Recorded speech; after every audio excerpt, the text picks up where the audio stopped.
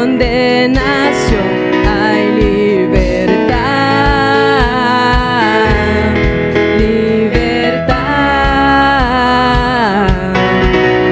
Siendo esclavo del pecado me libró, en la cruz compró mi redención, mi libertad, libertad. Rompió mis cadenas, me dio vida nueva y al fondo del mar echó mi maldad. Lavó mis pecados y me ha perdonado. Solo en el nombre de Jesús hay libertad.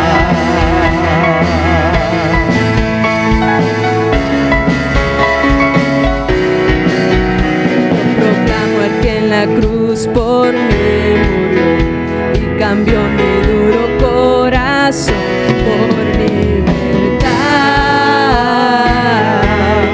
libertad. El poder de su evangelio me salvó y no me avergüenzo del Señor, mi libertad,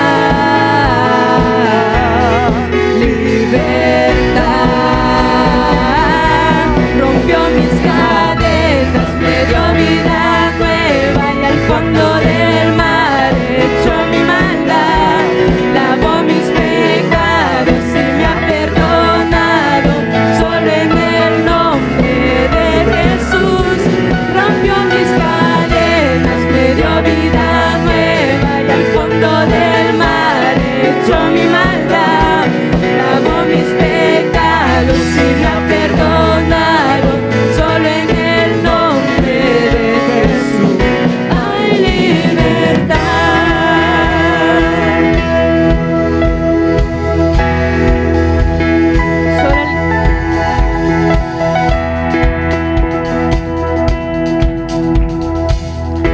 Al que el Hijo hace libre,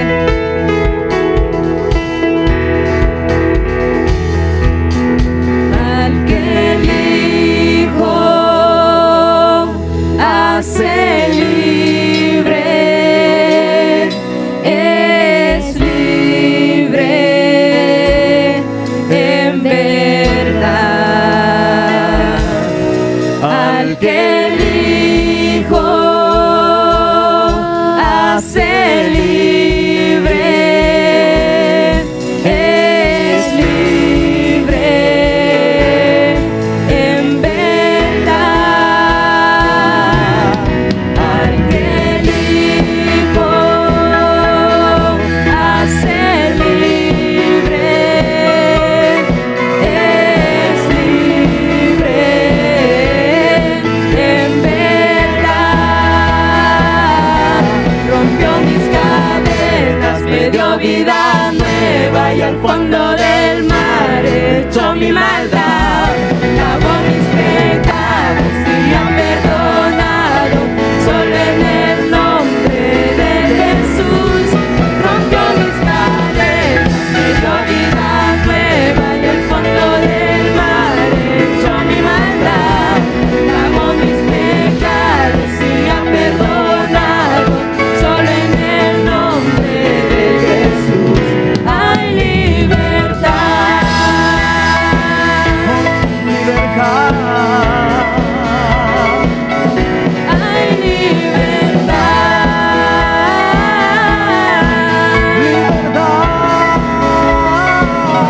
hay libertad. Amén. Aleluya.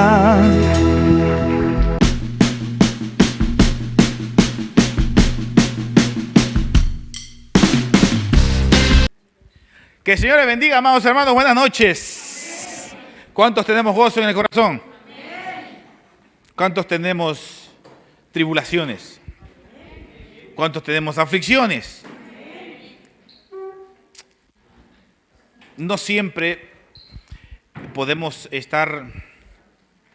Las cosas muchas veces no van a ir como nosotros queremos, ¿verdad? Pero es necesario, la Biblia dice que es necesario que pasemos por pruebas. Si la voluntad de Dios así lo quiere, es necesario. Pregunto, ¿cuánto estamos dispuestos a pasar por pruebas? Levante la mano quien dice, yo quiero pasar por pruebas. Esto es serio, ¿eh? Esto es serio, pero cuando dice, yo quiero pasar por pruebas, el Señor desde arriba ve y dice, muy bien, vamos a probar a ver qué tal. Eso es como en el colegio, los que hemos estado en el colegio. Yo creo que todos hemos estado en el colegio, ¿no? Levante la mano, ¿quién hemos estado en el colegio alguna vez? Hemos estado en el colegio. Hemos estado en el colegio, ¿verdad? Cuando a veces llega el profesor y dice, examen. ¿Eh? Si no avisó, prueba. Y surge la prueba, ¿no? Algunos como yo que salían reprobados siempre. ¿Quiénes fueron buenos estudiantes? Levante la mano. Que decían, bueno, a mí sí me gustaba estudiar. Yo he estudiado siempre. Esos que aquí le llaman empollones, ¿no? Empollones, ¿no? ¿A quién le gustaba estudiar? Levante la mano.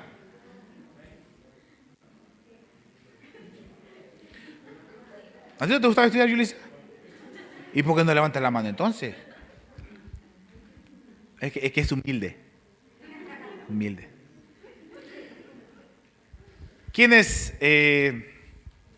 No voy a ser muy extenso, pero porque luego quiero que podamos orar, porque es importante. El Señor me estaba hablando estos días, bueno, hace muchos días, es una predicación que lo tengo hace muchos días, pero que todavía no lo había podido terminar. Entonces quería dejarme guiar, ¿va? ¿En qué momento? Y creo que era el momento aunque sea un culto de martes. He aprendido algunas cosas, porque uno en el ministerio va aprendiendo algunas cosas. Y por ejemplo, una de las cosas que he aprendido es a predicar, porque hay temas que tal vez sean congregacionales, donde me gustaría que toda la congregación lo pueda oír, pero también, si el Señor quiere que lo dé un día martes o un día sábado, donde hayan 2 o 3, hay que darlo. Al final, por algo será, ¿no? Y hoy es un día de estos. Hubiese preferido que puedan estar todos, pero creo que es importante que podamos también oír la palabra del Señor, los que estamos aquí. ¿Hay alguien que nos visita por primera vez? ¿Que está por primera vez? ¿Cuál es tu nombre? Yorleni. Uy, ese nombre nunca lo había escuchado. Yorleni. Cuando tenga mi tercera hija, le voy a poner Yorleni. Cuando tenga tercera hija. Estén orando. ¿De dónde eres, Yorleni? De Honduras.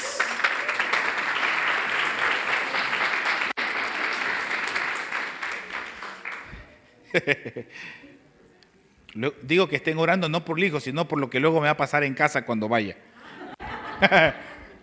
Bien.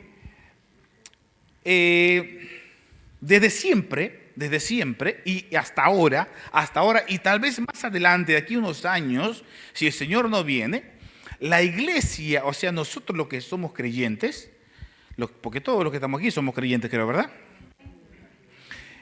Vamos a sufrir persecuciones y tribulaciones. ¿A cuántos alguna vez lo han discriminado por ser cristiano? Levante la mano. ¿A cuántos han dicho mal, han levantado falsos testimonios por ser cristiano, por ejemplo? Todavía no. ¿De cuántos han murmurado por ser cristianos? Sí, ¿verdad? Ahora, esas cosas, amados hermanos, quiero decirles que no es nuevo. No es nuevo porque, mire, aproximadamente a partir del año 64 después de Cristo, después que el Señor se va, los apóstoles y los cristianos, todos ellos comenzaron a sufrir persecución. Empezó la persecución, y una persecución que hoy no sé, parece que estuviéramos ¿cómo se llama esto? En Disneyland París. Todo está bien, podemos reunirnos, pero a partir del año 64, comenzó una gran persecución hacia los cristianos, no solamente por parte de los judíos, que veían a los cristianos como una secta peligrosa, O sea, los judíos veían a los cristianos, a los que se convertían, los veían como una secta peligrosa, vea. O sea, los de su misma nación los veían, cuando se convertían, los veían como ya una secta peligrosa. Y no solamente los judíos, sino también los romanos. Los romanos, porque ellos se daban cuenta que luego decían, estos no son judíos, ahora es otra religión. ¿Cómo es esto? Había como una confusión allí que ellos mismos no sabían qué eran. Y a raíz de eso, se daban murmuraciones, persecuciones, tal así, incluso, miren, les tenían miedo. O sea, en vez de nosotros, ahora nosotros los creyentes, no nos tienen miedo, ¿verdad? Sin embargo, en ese tiempo, los judíos y los romanos les tenían miedo. Porque ellos pensaban, escuche esto, esto es historia. Porque ellos pensaban, por ejemplo, que cuando se reunían, los domingos por la mañana, cuando todo el mundo estaba tranquilo, estaba durmiendo, los creyentes se reunían en cuevas y ellos pensaban que hacían orgías. Por ejemplo, es una murmuración fuerte, ¿eh? Eso pasaban los cristianos antes. Cuando se reunían para tomar la Santa Cena, ellos pensaban que había una murmuración muy fuerte de que ellos comían niños. Se comían a los niños y los tildaban incluso de caníbales. Eso así pensaban de los cristianos antiguamente. A partir del año 64 aproximadamente, Ángel, pensaban eso de los creyentes. Ahora, por eso digo, ahora que nos reunimos, estamos todos live. Podemos reunirnos, podemos cantar, bum, bum, bum, bum, ¿no? Podemos hacer bulla y testificar libremente en la calle y nadie. Bueno, pero no hay la persecución que había hace muchos años atrás. Tanto así que, por ejemplo, ellos, digo otra vez, se escondían en cuevas. Y los judíos y los romanos estaban como desconcertados, no sabían qué grupo era ese nuevo que se había levantado. Y lo peor de todo es que ellos pensaban que estaban en contra del César. De hecho, ellos no adoraban al César. Por eso los romanos les tildaban los tenían como personas que estaban en contra de eso.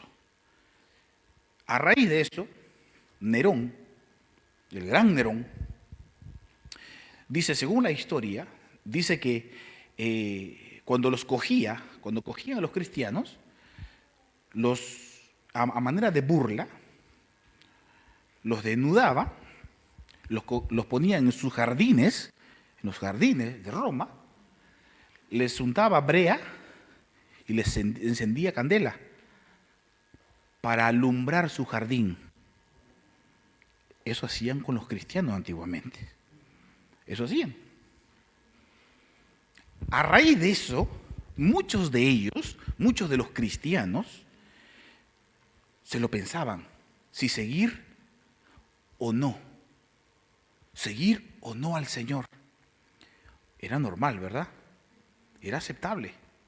Ver que alguien está siendo prendido fuego por causa de su fe, muchos de ellos se escondían, incluso muchos de ellos volvían otra vez, volvían atrás. Otros se acomodaban para que no les sea para poder encajar en la sociedad, para no ser discriminados. Algunos pues se amoldaban, participaban de las fiestas paganas que habían, para no ser discriminados, para que no hablen mal de ellos. Todo eso ocasionaba eso. En medio de ese tal sufrimiento, va a surgir la pluma del gran Pedro, el apóstol Pedro, escribiéndole a esa gente que había aceptado, que había salido del judaísmo y se habían hecho cristianos. Cuando Pedro escucha eso, dice, tengo que escribirles una carta. Les tengo que escribir una carta. Entonces surge la primera epístola o la primera carta de Pedro y va dirigida a esa gente que sufría persecución, que habían dejado su lugar de nacimiento y se habían dispersado. Primera de Pedro. Vamos a buscar Primera de Pedro. Así surge Primera de Pedro. Son versículos que hemos leído hace un momento.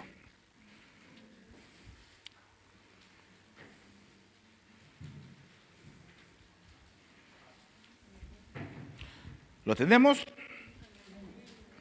Primera de Pedro, capítulo 1.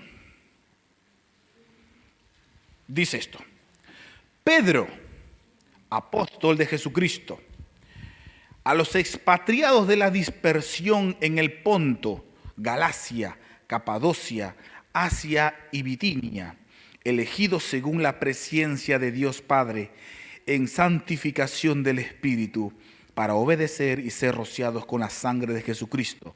Gracia y paz os sean multiplicados.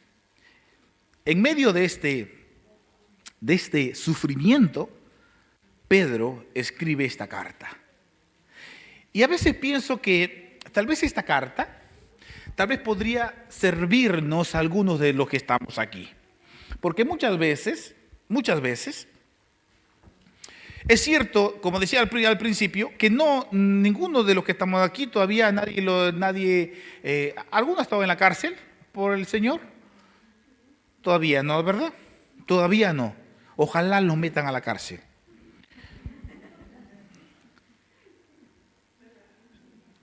Alguien decía, creo que aunque sea una vez, deberíamos experimentar ir a la cárcel y sufrir y padecer por el nombre de Cristo para saber realmente lo que es ser creyente.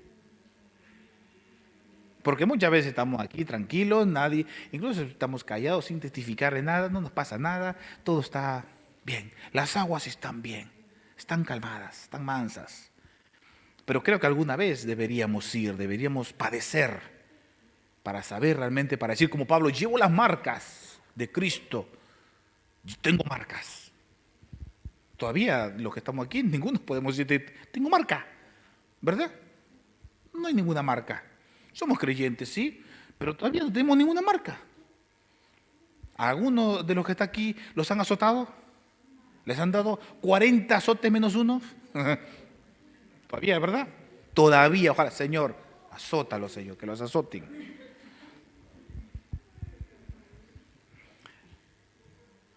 Y el apóstol el apóstol Pedro escribe esta carta en medio del sufrimiento, en medio del sufrimiento, aquellas personas que estaban desertando de la fe, aquellas personas que tal vez lloraban por decir, ¿dónde me he metido? Yo pensé que esto iba a ser más fácil. Y no solamente adultos, sino también jóvenes, personas que tenían familias, todas aceptaban a Jesús y las personas, los judíos y los romanos, comenzaban a discriminarlos, a tenerlos por caníbales, a murmurar de ellos, a apartarlos, a tratarlos como tal. Qué feo, ¿verdad? Eso sí es duro, ¿eh? Que te marginen, que te traten, que cuando vas por la calle tú sepas que están hablando mal de ti. Eso debe ser muy duro, muy fuerte. Todo eso pasaban esos cristianos. Y digo otra vez, en medio de todo ese sufrimiento, Pedro les escribe esto. Y en el versículo 3 les dice esto: bendito el Dios y Padre de nuestro Señor Jesucristo, que según su grande misericordia nos hizo renacer para una esperanza viva por la resurrección de Jesucristo de los muertos, para una herencia incorruptible, incontaminada e inmarcesible, reservada en los cielos. ¿Para quién? Para vosotros.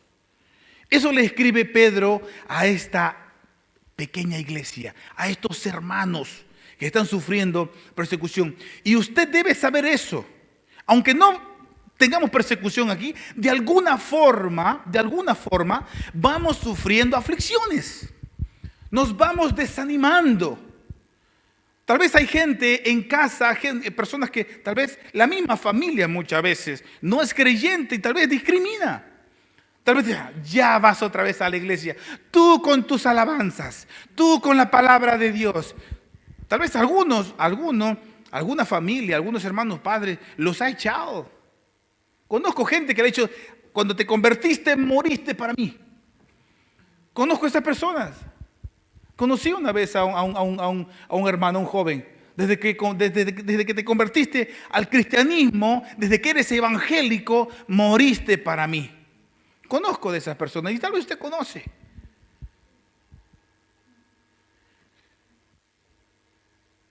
Esta palabra que dice Pedro, que les escribe Pedro, también es para nosotros, también es para usted. Haga suya esta palabra que dice: bendito el Dios y Padre de nuestro Señor Jesucristo, que según su grande misericordia nos hizo renacer para una esperanza viva. Usted tiene una esperanza. Tú tienes una esperanza. Antes no la teníamos. Ahora la tenemos. Ahora tenemos una esperanza. Si aguantamos todo lo que aguantamos es porque hay una esperanza, Ángel. Hay una esperanza. Y eso es lo que le está diciendo Pedro a estos hermanos. Ustedes tienen esperanza. Antes no tenían. Antes estaban sin Dios en el mundo. Sin esperanza y sin Dios. Pero ahora tienen esperanza. Ahora la tienen. Entonces les dice: aguanten. Y no solamente aguanten, sino soporten. No solamente soporten, sino que les insta a no desmayar. A no desmayar. ¿Por qué? ¿Debido a qué? Debido a la esperanza que tienen. Si hay una esperanza, amados hermanos, soporten. Escuche esto, y es importante. Soporten no para ganar la salvación. Soporten porque son salvos. Y esa es la evidencia de nuestra fe, de nuestra salvación. Soporta. Que alguien te esté molestando o te esté desanimando, o tú ves que vienen pruebas, porque si vienen pruebas, gloria a Dios. Gloria a Dios. Y las pruebas vienen de parte de Dios. Las pruebas son de parte de Dios. ¿Con qué razón? Dice esto. Versículo 5. Que sois guardados por el poder de Dios mediante la fe. O sea, ¿qué cosa quiere decir esto? Escuche esto. Por eso yo, el día que me muera, por favor pongan en mi lápida: la salvación no se pierde. Así pongan. La salvación no se pierde. ¿Sabe por qué? Porque la salvación no depende de mí. La salvación no la guardo yo. La salvación es del Señor. Y Él, dice Pedro, que sois guardados por el poder de Dios mediante la fe. ¿Me entiende? Somos guardados por el poder de Dios mediante la fe. O sea, yo recibí a Cristo como Señor y Salvador, y mi salvación la guarda el Señor. Mi salvación no la tengo yo, no la guardo yo. No la puedo perder porque tampoco es mía. La salvación le pertenece al Señor.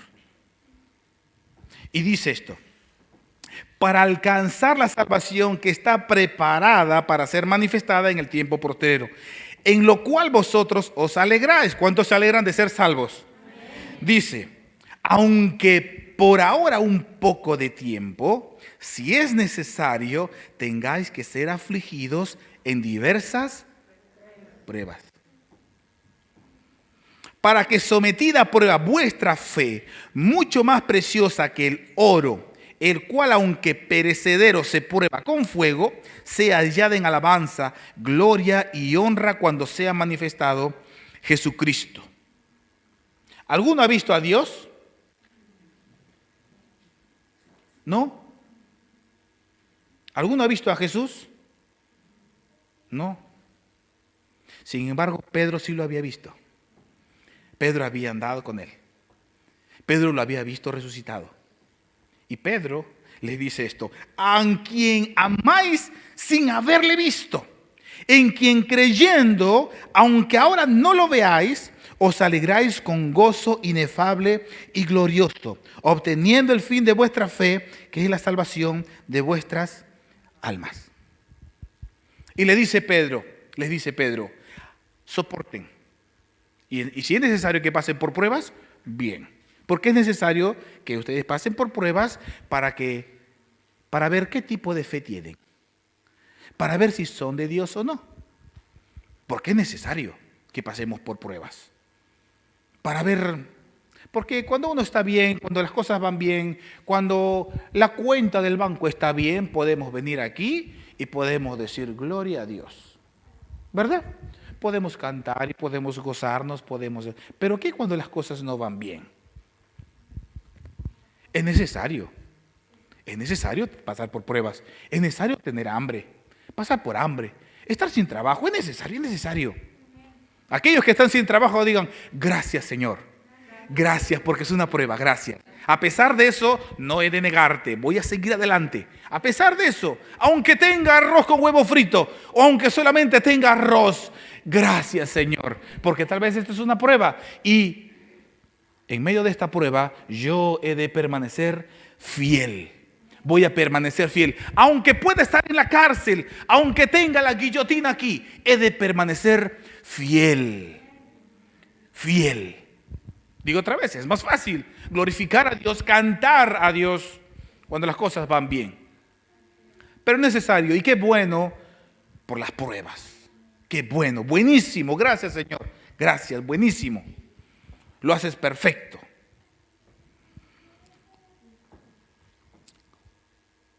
A quien amáis sin haberle visto, en quien creyendo, aunque ahora no lo veáis, os alegráis con gozo inefable y glorioso, obteniendo el fin de vuestra fe, que es la salvación de vuestras almas. El apóstol Pedro les dice, soporten, pero también vivan en santidad. El capítulo 1, versículo 13 dice esto. Por tanto, ceñid los lomos de vuestro entendimiento, sed sobrios y esperad por completo en la gracia que se os traerá cuando Jesucristo sea manifestado.